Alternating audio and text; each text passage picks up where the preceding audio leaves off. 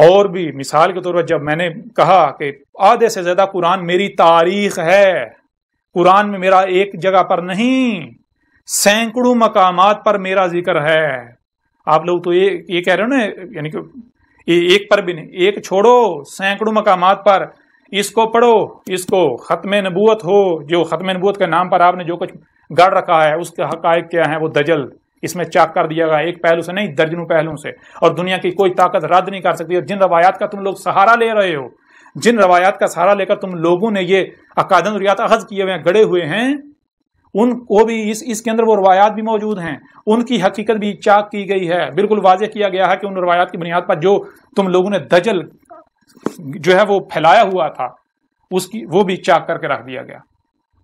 بہرحال اب آپ پر ہے کہ آپ اندھوں کی طرح اپنے ملاؤں کے پیچھے چلنا چاہتے ہیں، یا پھر آپ حق کے طلبگار ہیں. اگر آج آپ حق سے کفر کرتے ہیں تو پھر جان لیں کہ یہ مقابلہ کس کے ساتھ ہے. آپ کا انجام بالکل وہی ہونے والا ہے جو قوم نو کا ہوا، وہی جو قوم عاد کا ہوا، وہی جو قوم سمود کا ہوا، وہی جو قوم شعیب کا ہوا، وہی جو قوم لوط کا ہوا، وہی جو آل فرعون کا ہوا.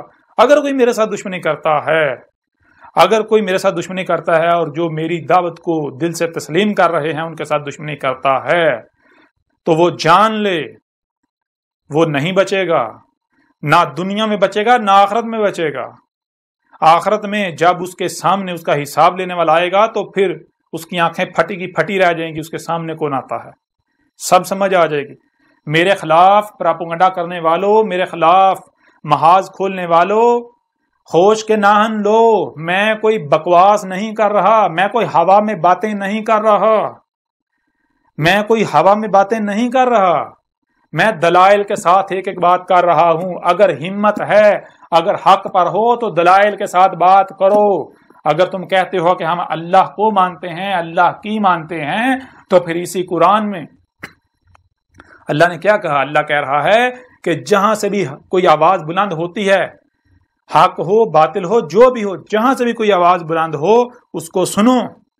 جو کچھ بھی تمہیں سنائی دے رہا ہے، جو بھی آواز اپنا وجود رکھتی ہے اسے سنو. تمہیں کان کیوں دیے؟ اسی لیے دیے ہیں تاکہ تم سن سکو. سنو، اور صرف سننا ہی نہیں، پھر جو دکھایا جا رہا ہے وہ دیکھو. صرف دیکھنا نہیں بلکہ جو سنتے اور دیکھتے ہو اسے سمجھنے کی صلاحیت دی تمہیں، اسے سمجھو. تو جو ان صلاحیتوں کا استعمال نہیں کرتے، جو صرف سنتے ہیں اور وہی کرتے ہیں جو سنا، جو دیکھتے ہیں وہی کرتے ہیں جو دیکھا، وہ کیا ہے؟ جو عقل کا استعمال نہیں کرتے، جو غور و فکر نہیں کرتے، جو سنا اور دیکھا اس کی تحقیق نہیں کرتے، اندھوں کی طرح اپنے باوجود کے پیچھے چلتے ہیں. تو ان کے بارے میں اس پورے قرآن میں جگہ جگہ کیا کہا؟ ایک مقام پر کہا کہ وہ اندھے ہیں، دوسرے مقام پر کہا کہ وہ پالتو جانور ہیں، وہ جانور جن کے گلوں میں پٹے ڈالے ہوئے ہیں، جن کے پٹے دوسروں کے ہاتھ میں ہیں. جس کے ہاتھ میں پٹا ہے اسی کے پیچھے جاتے ہیں، ادھر ادھر اپنی گردن نہیں کر سکتے، اپنا رخ ادھر ادھر نہیں کر سکتے. اگر ادھر ادھر رخ کریں گے تو جس کے ہاتھ میں رسی ہے ان کی، وہ پٹھے گا ان کو. اور مقام پر کہا کہ وہ کیا ہیں؟ وہ خنزیر ہیں. ایک اور مقام پر کہا کہ وہ قرادہ ہیں. قرادہ کا مطلب کیا ہے؟